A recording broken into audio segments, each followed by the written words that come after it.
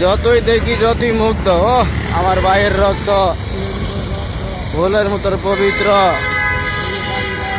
আমার ভাই যে মারা গেছে, ভাইয়ের রক্ত পিঠে দিবে।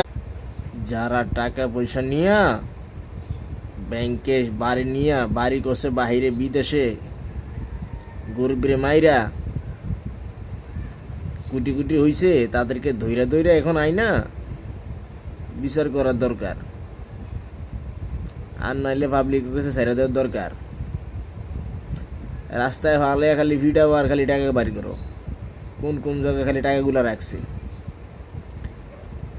জনগণের টাকা নিয়া রাজত্ব করে তারা, আর জনগণ না খায় দিক দিয়ে মরে। আর নবাব যাদের একটা বাড়ি কইরা বিলাসিতা হলে আনন্দ করে ফুর্তি করে, গরিবের কোনো খবর নাই। এই হলো দুর্নীতির কারবার।